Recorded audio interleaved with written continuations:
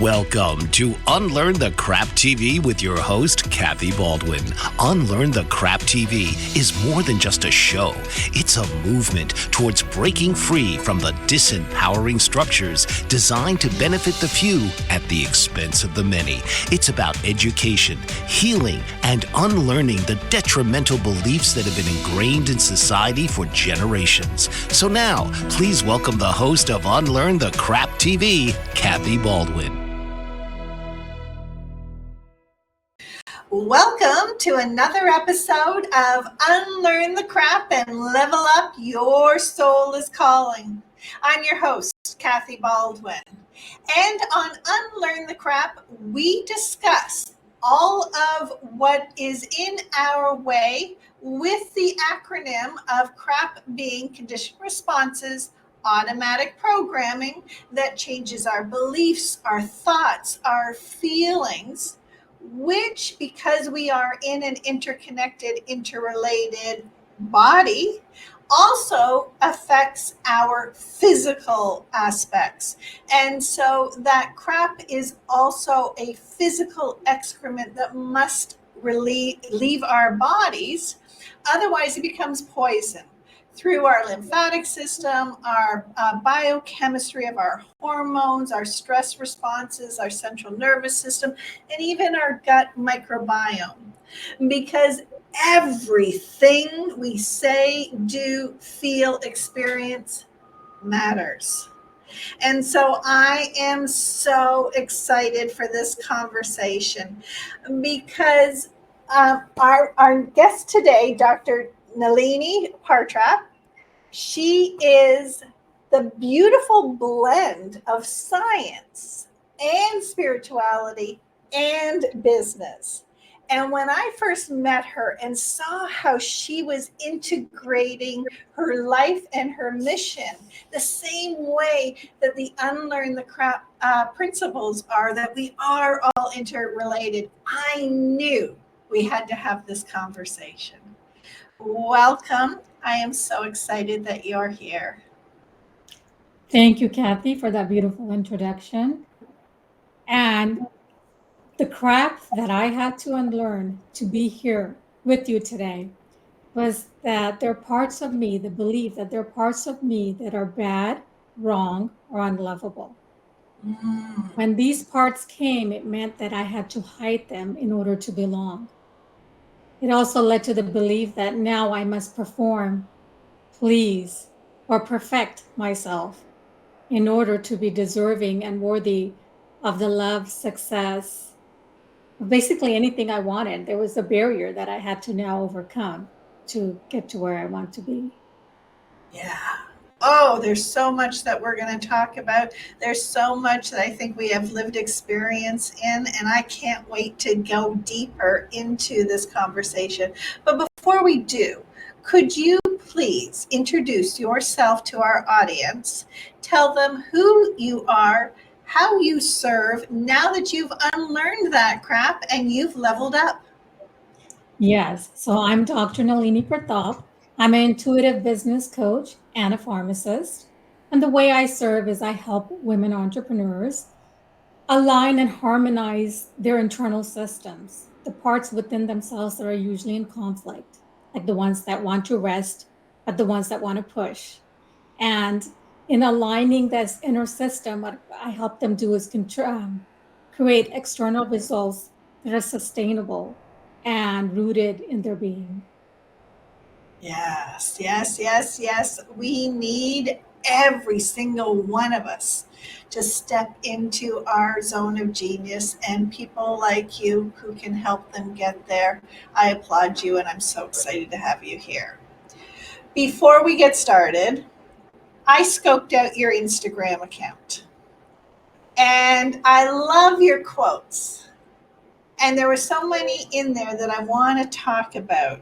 But the one I want to begin with is, you said the world taught you to serve, but your soul is asking you to receive. Could you expand on that? And where did you come up with that amazing gem? You had to have learned it. Yes, definitely. That is a lived experience. And the ponderings that I do and the reflections I do led to that realization. But being Indo-Fijian, growing up in a culture that is rooted in serving and giving, which is a part that I'm very proud of. I love the part that we are giving, but there is a part when you give and there is no boundary or barrier that knows where you end and others start. There can be an emphasis on over giving, and you start giving and giving. And especially if you've internalized messages that there's parts of you that are bad and wrong, now you're giving, but you're not okay receiving. So there's that imbalance between the two. So you end up serving, depleting yourself. Your energy is being depleted, but it's not being replenished because you yourself are internally blocking yourself because you don't feel deserving or worthy. How was that lived for you? How did you get this epiphany? It started from my realization as a pharmacist. One day I stepped back and I said, noticed that I was very depleted by the end of the day. And it was because of I worked in a retail setting, and, I loved my patients, but it was constant. I was always giving. Everyone needed something from me. And it got to the point that I was being pulled in so many different directions, and I internally could not take it. I started realizing, wait, there's something wrong here. I'm over giving and I'm becoming so depleted by the end. And without understanding that I need to receive and replenish myself, I just kept getting stuck in the cycle of burnout.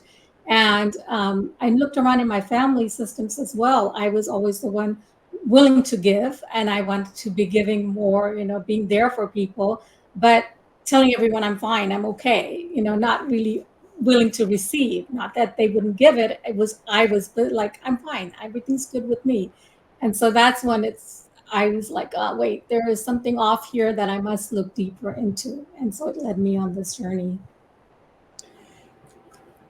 So, in a retail environment, which that is part of my history and it's probably part of many people's history and what we've been through, you're not going to get that balance back from your customers because it's transactional.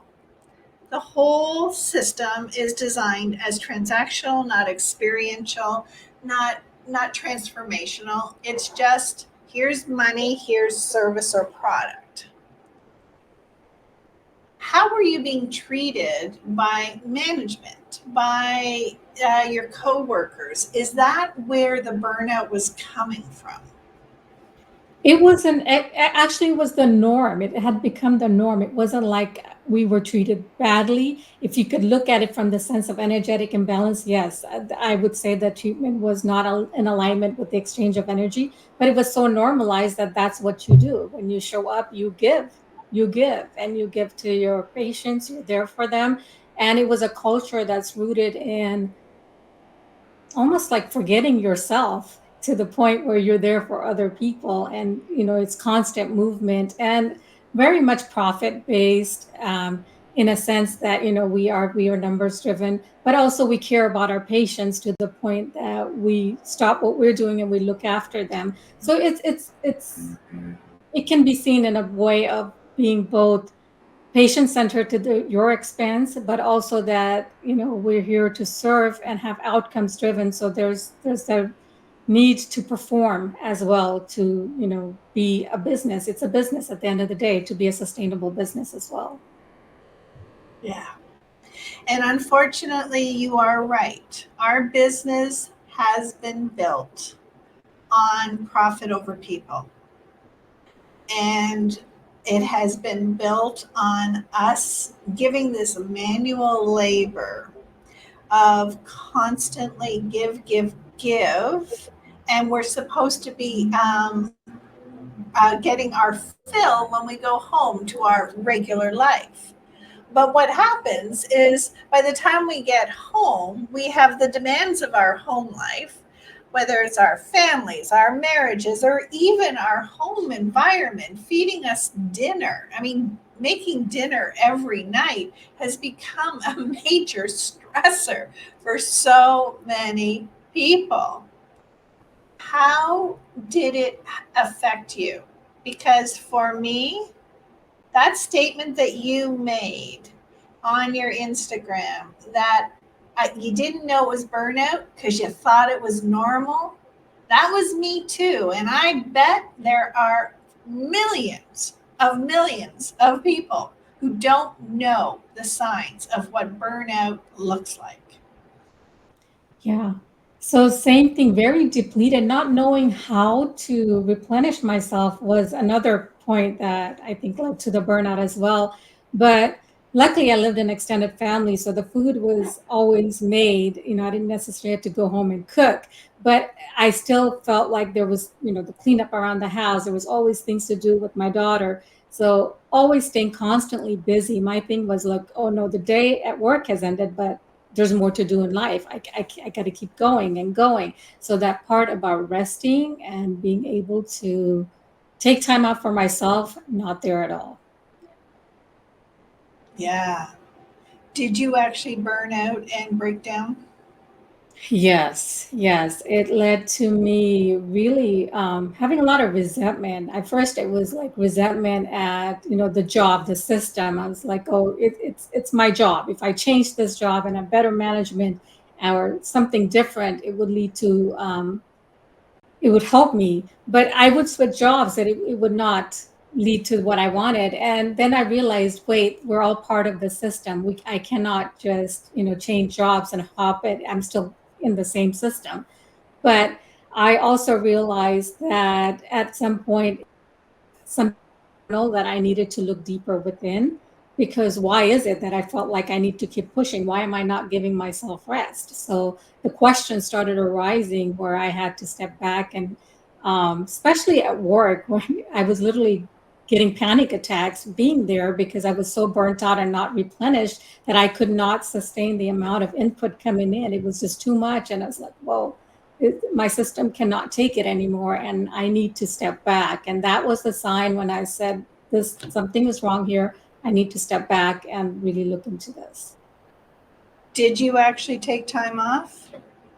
I did. I started by reducing my hours. I was very fortunate that I didn't have to work all 5 days, like a 40-hour work week. I slowly started cutting down and looked into ways, I got into the coaching world and started hiring my own coach and looking into different ways to work with myself.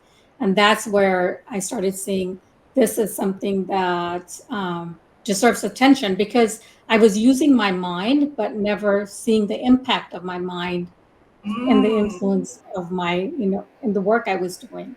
So that's when I was like, my mind, my thoughts, my feelings, they deserve a space. So that's what led to this. yeah. I wanted to ask you because anyone who has been a part of the Unlearn the Crap story, whether reading my books or listening to the podcast, knows that my breakdown was complete and utter. I had a full mental breakdown. I had a full emotional breakdown. My body broke down so I couldn't even walk. What was happening with me was I was going to the doctor with symptoms. I didn't know about stress. I didn't know about mental health as far as anxiety or depression or any of these things. But I felt the effects. It was being created into fibromyalgia, not being able to sleep, constant fatigue. And what the medical system did was gave me a different pill every time I went with I can't sleep, or my body hurts, or I have no joy in my life. I'm flatlining. All these things. I just got another pill, and I went from someone who never ever took anything to taking handfuls of pills, where there was different side effects for each one, and the combination of that cocktail that I was on led to my full breakdown because my system was now not only dealing with the symptoms, but now my body was breaking down from all these chemicals that were trying to deal with it. How much of that do you see as a pharmacist in our system? And were you affected by that? Yeah, in the system, I have seen patients who are on medications, and in talking to them, as you build relationships with them, you don't really see the change in symptoms to the point where they're saying, okay, now I feel like some do. It's not saying that for everybody, but the trend I started seeing is we're taking pills, but we're never getting to the root cause. It's not really solving the root of what's happening here. And that's what really triggered me to not go that route. For me personally, I did not want, even though I was having panic attacks, and even though I wasn't able to sleep at night, was going to work very fatigued. um, Angry and resentful would be the other one. It was just this sense of like anger about what is happening. Why can't I figure this out? I'm supposed to be successful. I have done everything to be successful. Why does success look like this? So that just didn't feel right. But in the sense that I started seeing that we are, to a certain extent, not obviously 100%, to a certain extent, we are masking symptoms instead of solving the root of what is happening. And being a spiritual person, I, to me, everything went back to, what is the spiritual cause? What is happening at an energetic level? And I wanted to dive more deeper into that realm. Oh, that's really interesting because I took it different. I used my skills in business, my ISO background, my all of these business symptom or sorry, all of these business systems, and I re-engineered myself back to health and wellness by going to root cause, just like I would do with a business, where you would have corrective action and you would figure out what was wrong and then work our way back. And you used it through spirituality. Tell me more about that process. Yeah, so I've been spiritual all my life, and I'm Hindu by religion, but very in line with the Vedas and the spiritual concept of us all being consciousness as supreme. There's a supreme consciousness that which we are all part of, but more in depth, that what are the qualities of it?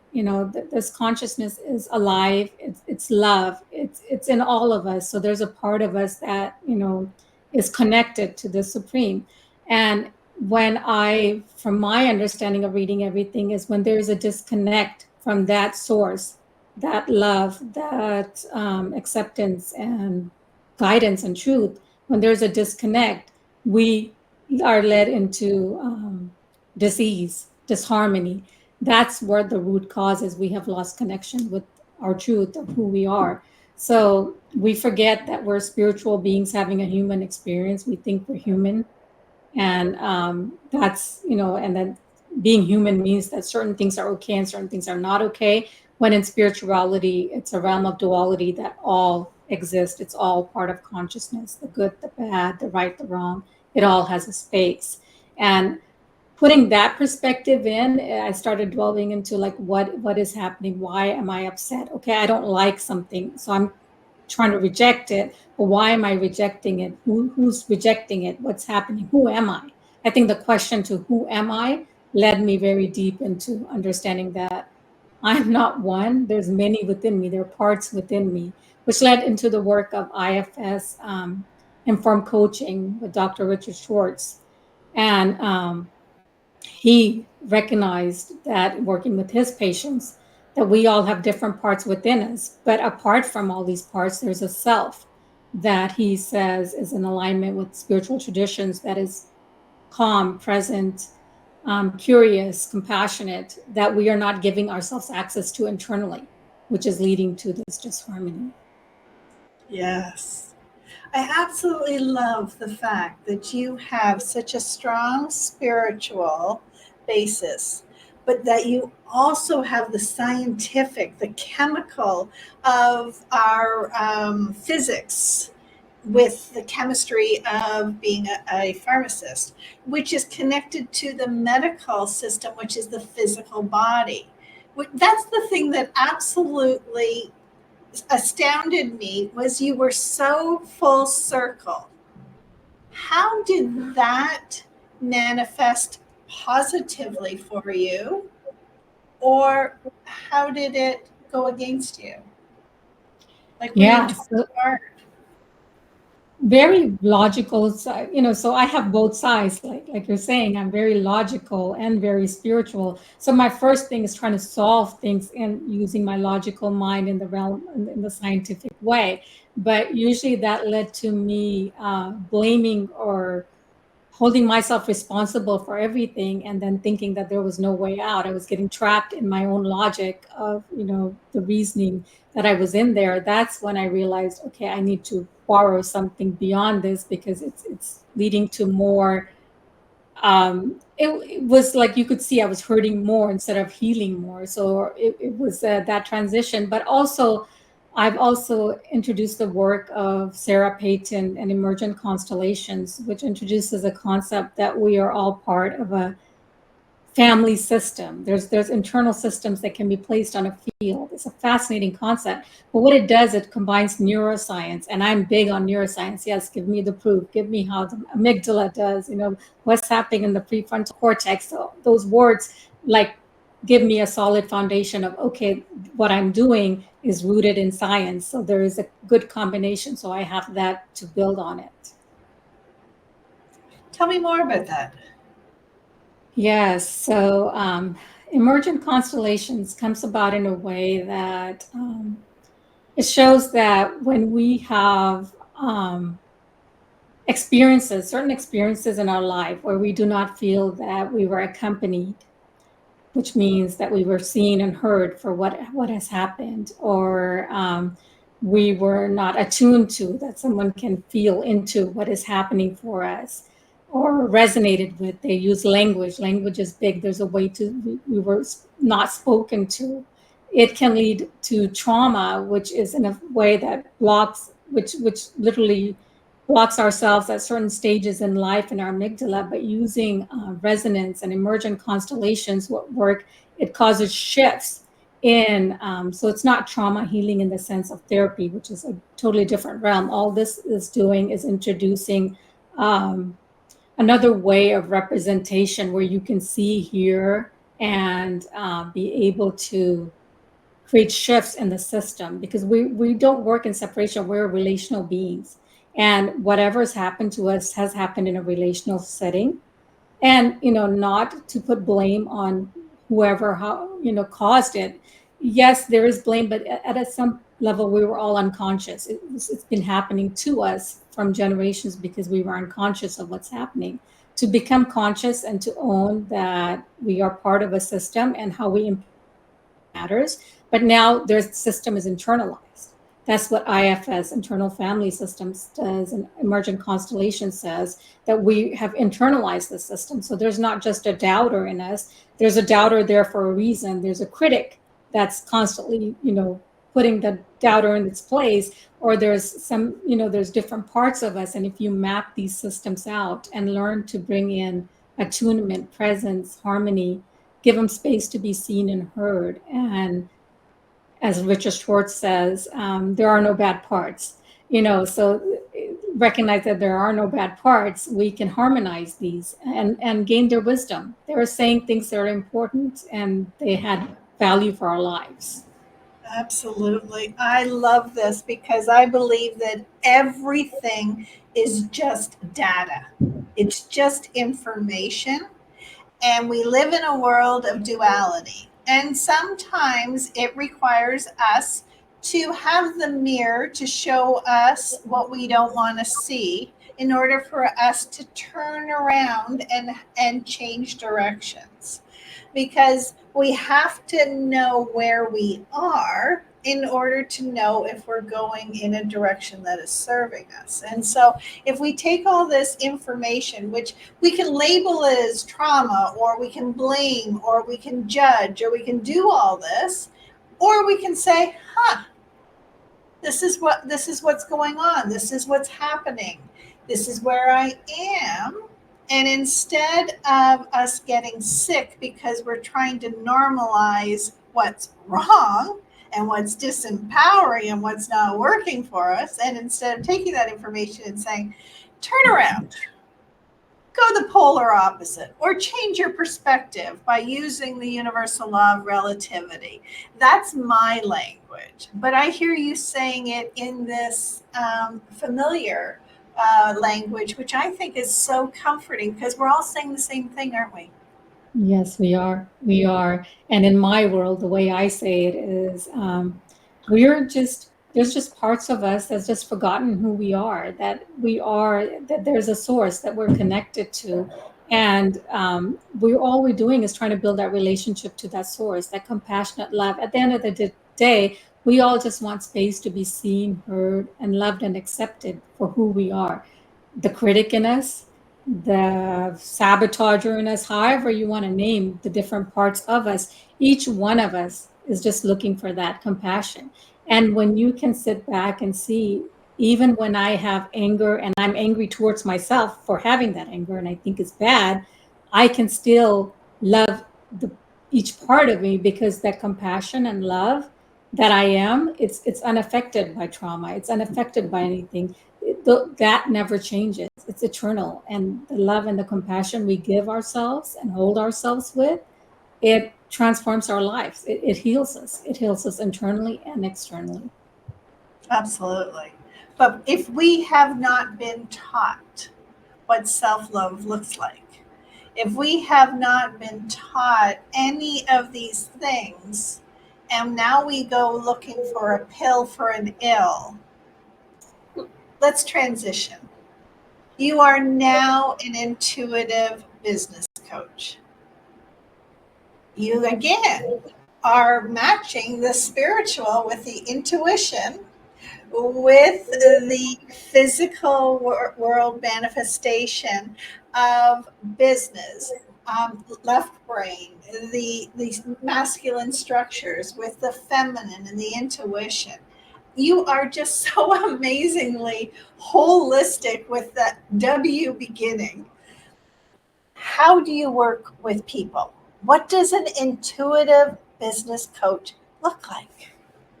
Yeah, so it's creating space. It's a very intuitive, not agenda based. It's just in the moment space that I create with my women entrepreneurs. The space is designed for holding safety. Now I can hold safety, but that doesn't mean the client that comes feels safe.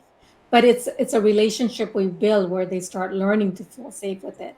But what I do is my goal is to help them introduce themselves to their self, the self with the S that is compassionate, caring, calm, curious with the other parts. So when overwhelm comes up, instead of like, oh my gosh, I'm in overwhelm and I'm stressed out, you step back and you become curious as to, oh, overwhelm's here. Welcome. What do you have to say for me today? Where are you? Where do you live in my body? So building that relationship where they start seeing and mapping out different parts so they learn the internal structures of, let's say the launch failed. And so what showed up? What parts showed up when the launch failed? When they show up, where do they lead to? What actions do they lead to? So we connect what's happening externally, very results driven kind of world of business into the internal and kind of work together to harmonize it. Oh, yes, yes, yes, yes. Our world is in such a massive, massive paradigm shift. Everything is changing from our politics to our education to our government, our family systems, our financial systems. We now have digital currencies. I mean, there's not an area of our world that isn't in massive change, and it's speeding up.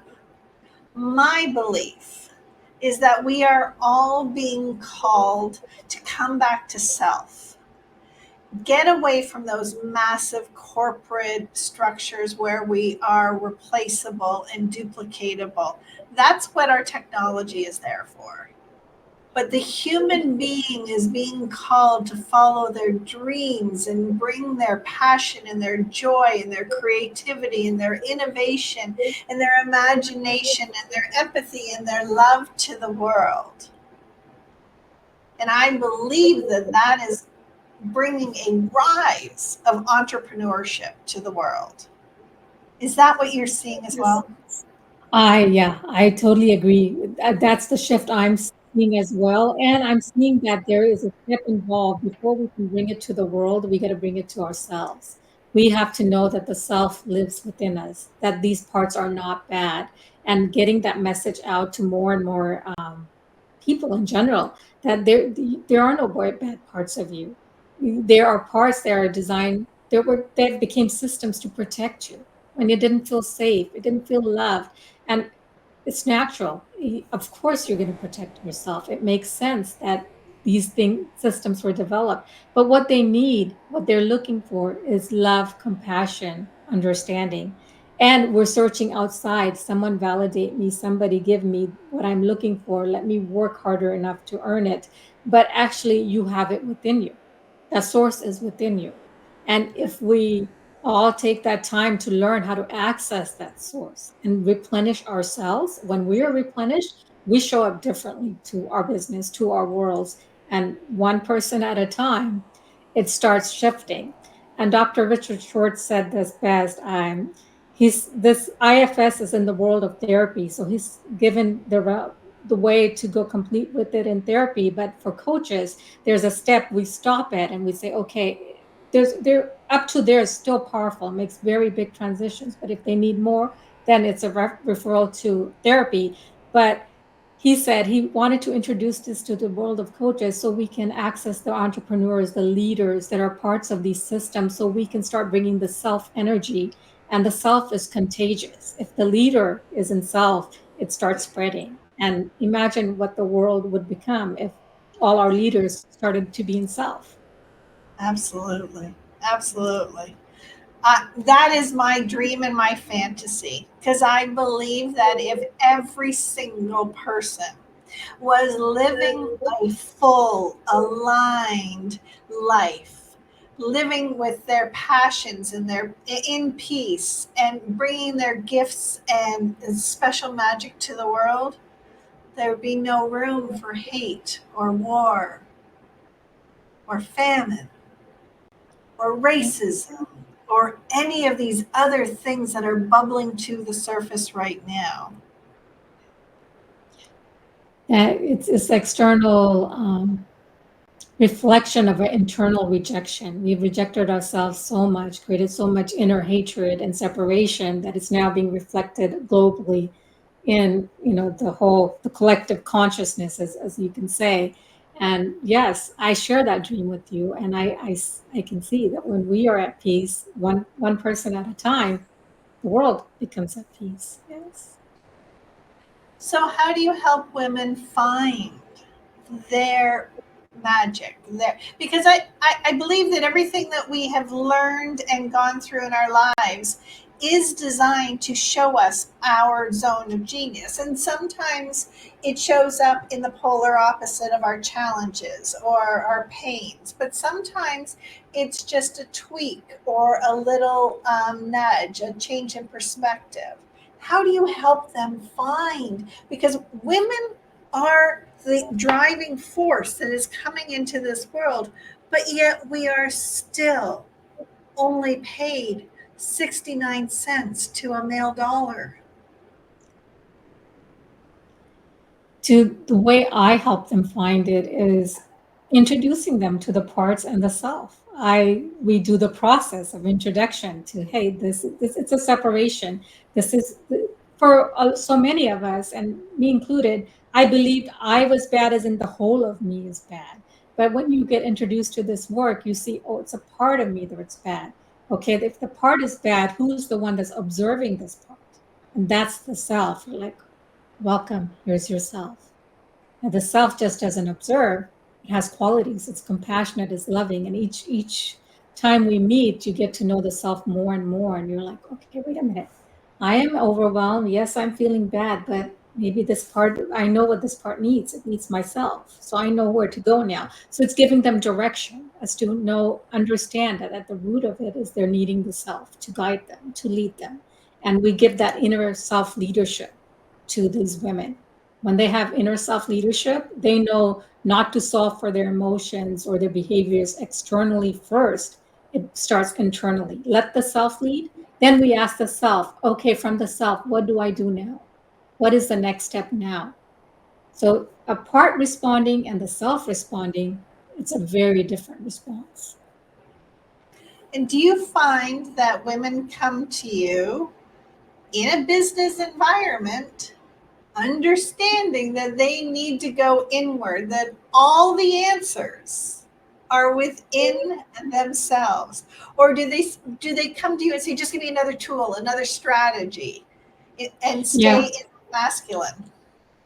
Right. It usually starts with give me another tool, another strategy, unless they've done this work or have, read up on it and are starting to see, wait a minute, it's an internal system that I need to work on first, not my business system externally, me internally first. So it's a transition, but wherever they are, I meet them. If it is a tool, I ask why. What part of you wants the tool? Let's talk to that part and why. And as we had developed that relationship, they start seeing that shift in perspective as they align more with the self and saying, oh wait, I'm just trying to protect myself here. And what is it leading to the outcome I want? Is it serving me? And then with that awareness, they start saying, oh wait, let's check back in, what part is leading here. So we want to be, they start learning that, am I being parts led or am I being self led? And then Yes, they'll automatically want to be self led because it just feels good to be loving, compassionate, and kind to yourself and give everyone space inside of you. absolutely. I love the analogy. It's one that I've used for many, many years, that we can't look at the scale and get angry at the number that pops up and then just keep focusing in on that number to make it change, to make our body a different size, to make our body a different health. We must go inward first and deal with what we're putting into our body, our food, our beverage, but our thoughts, our feelings, our stress, all of it is what changes the results. It does. And I think part of the reason, in my experience, what I've seen is I just never felt safe with my emotions. It just felt overwhelming and too much.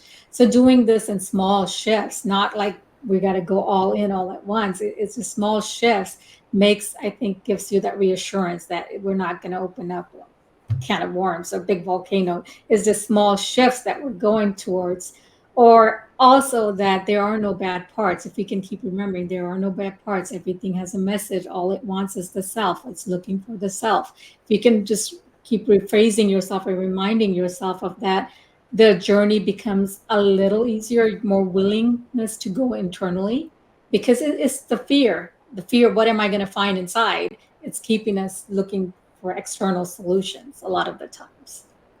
Yeah, because the things that we're afraid to look at are the things that we have been taught to judge. Judgment is big. Yes, judgment keeps us from accessing ourselves. So even the judgment part of us is probably the first one that needs the self, needs the compassion, the understanding as to the reason why it's there. What is it protecting? What is it doing? So when you learn to not judge the judgment, judge the judger in you, you can start shifting more. Yes. So let me talk to you about masculine and feminine traits, because we started with this conversation with intuitive business coach. We've got the masculine, we've got the feminine. The feminine is the creator, the chaotic, the ideas, the imagination. And when I say feminine, I mean traits, not gender. So those feminine qualities is where all of the intuition and the business development comes from. But it can't happen without the strong masculine structures, the safety, the foundations. And I know for me, I am building all of my foundational structures so that I have the safety to be creative. Is that part of what you do with clients? Yeah, and actually, I don't do it. When the self comes in, the self does it themselves. The self knows which part needs to come and be. It's not. I don't even see it as balance. You're not wanting to balance the feminine and the masculine. It's just the self is intuitive. It's all knowing and knows what is needed in this moment for you to move towards what you want. So the next step is self directed, and yes, it's both. Both has a space. It's giving an emergent constellation world, because I'm so into my field work now, that everything deserves a space, and it has a time and place to be used. You don't overuse any of it. It has a strategic, almost a sacred way of being used. So bringing sacredness to everything that we're doing, even what we're speaking and the experiences we're having, is sacred. It's part of a sacred journey, return to the self. This makes me so happy. I did not know that you were going to say this. I knew that I wanted to have this conversation with you the very first moment I met you. I knew I wanted to go here because I have always said, just like the Wizard of Oz, when Dorothy got to the end and Glinda the Good Witch said, "My dear, you've always had it within you." It sounds to me that you are not one of these coaches that says, "I have the system, follow my system step by step, and you will be successful." You are guiding your clients back to themselves. Yes, exactly. And my best work is when I know nothing about what you need. I know nothing what you need in your business. I know that there is a self within, and I know how to lead you back to yourself, and that is the work I do. Oh, yes, because we all have that genius within us. We all have the answers. It's only the crap that's been piled upon us that needs clearing out so that we can see the truth and see our soul and see what we're really here for. Oh my goodness, I'm getting goosebumps that you are saying all the magic things that I I know. I know like I know. This is what we're all being called for right now. I do too. I feel it's time for me to share this with the world. I've done a lot of work to learn and be in self, and know how to where we are when we're not in self, to know what happens when you're in self, and just to transition. It's just a guide who walks you back home. Yes, like you said, I'm just a guide. I help you back home, and you're not alone. We're all doing this together. We are. It may seem like we're on separate journeys, but at the heart of it, we're all returning to the self. Yes. And when we return to community and collaboration, where we reach out and ask for help, because asking for help is one of the most empowering things that we can do. It is not a sign of weakness. A sign of weakness is hiding from the things that we don't know or we can't access or we can't see or whatever. When we ask for help and look for guidance from someone like you, it is the strongest, most empowering thing we can do. Could you do all of us a favor? Could you paint the picture of what it looks like when you have a client who feels lost and confused and is not getting the results they want, and they come back to themselves? What is the transformation? It's a joy of being with yourself. I think just seeing the self, it's like excitement. It's a sense of like, wow, this was within me, that love, the compassion that I searched for everywhere, the work and the effort I'm putting in everywhere. I don't have to earn it. It's already within me. That's just whole realization in itself. But it's not like the worry, the pain, any of this goes away. It's just someone is there to hold it, and that someone is you. It's within you that holds your pain, that holds your sorrow. But it also gives you permission to have joy and happiness, because now all these parts aren't bad. So, yes, you're welcome to rest, you're welcome to have joy. So, it's a balance, it's an internal balance that just reflects the success externally. It's just a reflection, is what you will see outside. Yes, yes. Part of the crap that we were taught is that we're supposed to earn our joy. We don't need to earn it. We just need to receive it, accept it. Yeah. We need ourselves to show, the self can show us that you are always worthy of it.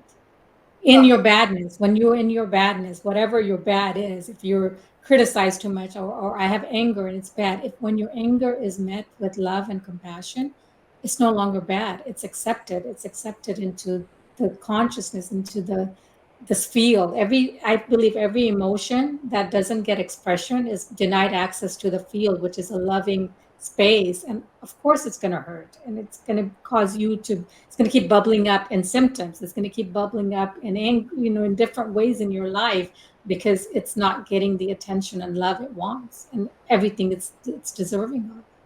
absolutely. And it's not going to go away.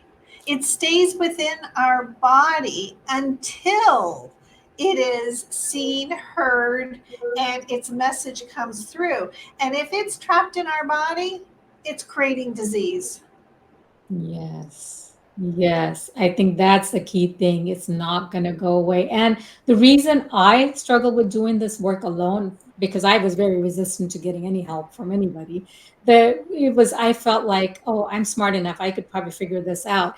But if you haven't been shown compassion, if you haven't been shown love, if you don't know that there's a self in here and how it can, what the relationship is, if you don't know how to build that relationship with it, you can't. It's very, very difficult. I won't say impossible, but I would say probably take you 15, 20 years to really, I don't know how long to get there, when it's not just me, there's so many of us doing this work that can Yeah, help you and guide you to, be in that relationship.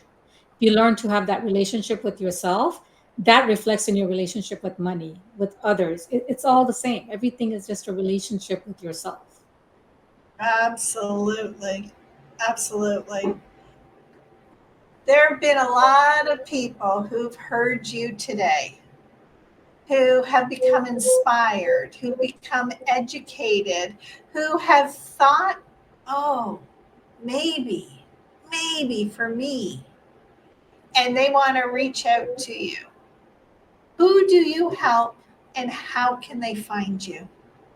Yeah, I help women entrepreneurs who are ready to move out of the hustle, the burnout, the self doubt that plagues them every day in their business. Even if they've created success, it's from that place of hustle, and they're ready to receive the rest, love, and abundance, and start with giving it to themselves. And above all, I love those spiritual women who want to meet the self and be in relationship with the self and introduce it to all their parts, and have it reflected in their life, the joy and the love reflected in there, while having space for every emotion, the anger and the good and the bad. And the way to find me, two places: I'm on Instagram at the Being Institute, and also on LinkedIn at Dr. Naleeni Partrap. Beautiful. I will have the connections both visibly on the video, but as well as in the show notes that anyone can reach. And I am going to highly recommend that anyone who is feeling called, knowing that their soul is calling them to level up, that they have something special, that they have it already. That's why the calling is there. And all they need to do is get rid of the crap that is hiding them from their beauty, their soul, and you can help guide them to back to themselves.